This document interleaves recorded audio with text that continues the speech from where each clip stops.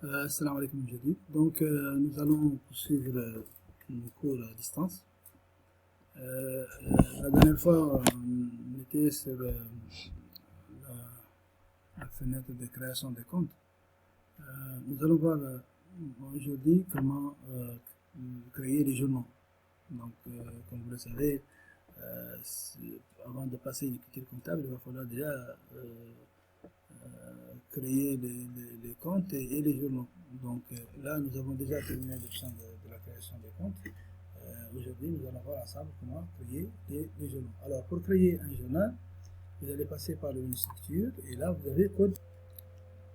Donc là, après avoir choisi structure code du journal, le système va vous donner cette fenêtre. Là, maintenant, vous allez faire ajouter.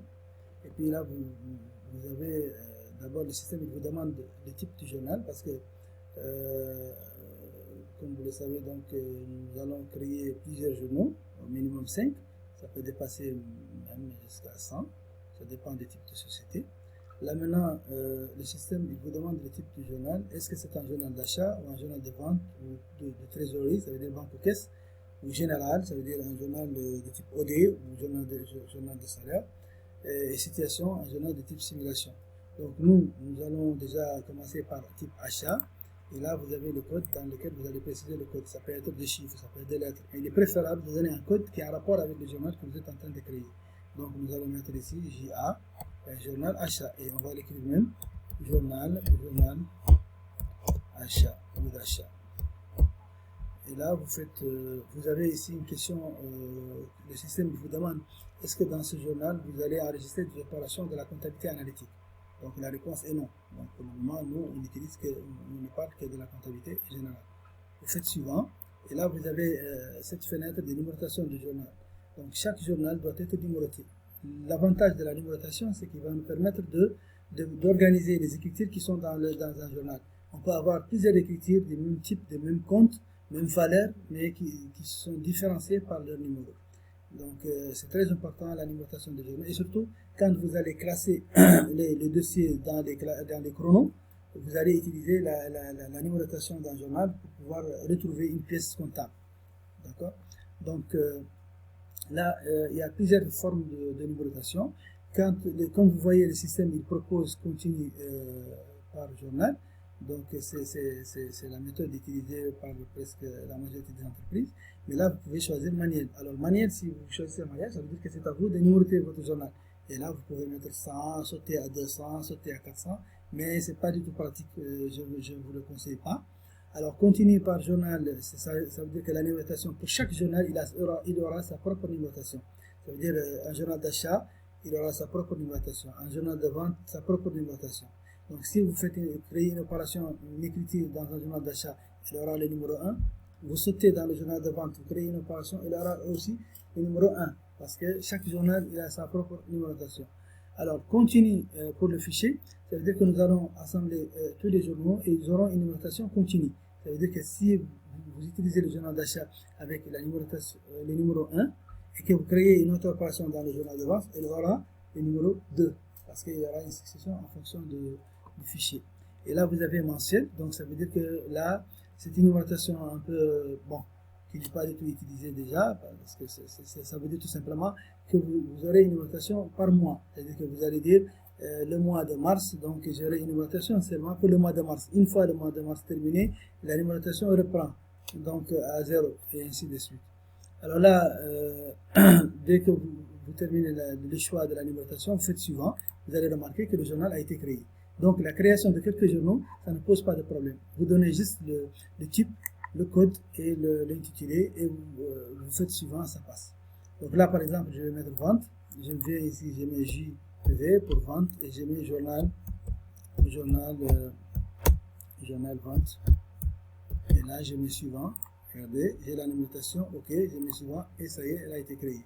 Je peux créer un journal de type OD, général. Alors, pourquoi j'ai sauté la trésorerie? Vous allez le savoir après, parce que la trésorerie, elle a quelque chose qui est particulier par rapport aux autres. Donc, je mets ici, par exemple, je vais mettre OD pour dire qu'il s'agit d'un journal opération diverses. Opération diverses. Excusez-moi, je peux mettre S ici. diverses, parce que l'opération diverse, c'est dans laquelle on peut enregistrer des opérations qui ne peuvent pas être enregistrées dans les autres journaux.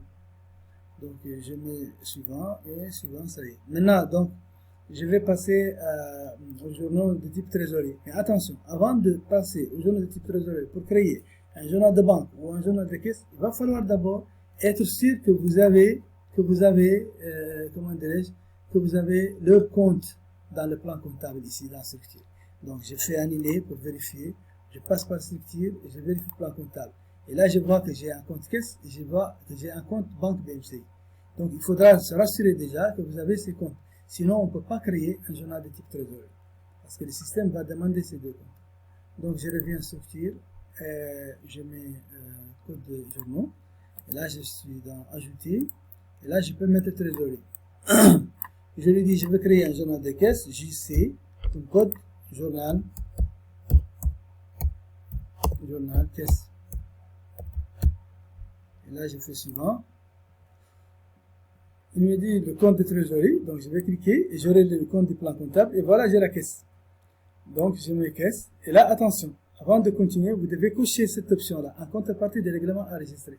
Parce que si vous laissez les choix de l'ordinateur en centralisant, là, vous allez voir un type d'écriture qui est un peu bizarre, qui est un peu différent de ce que vous avez appris en comptabilité. Donc, si vous voulez voir ce que vous avez appris, qu'est-ce que vous avez appris? Vous avez appris à voir une écriture dans laquelle, un journal dans lequel on voit une ligne débit, une ligne crédit. Alors là, vous avez intérêt à cocher cette première option.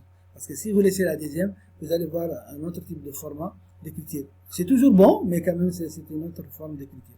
Alors, si vous voulez voir la même forme que vous avez appris, vous cochez celle-là. Donc, en contrepartie des règlements enregistrés. Là, en bas, vous avez, dans cette zone, on vous demande des questions concernant le rapprochement bancaire.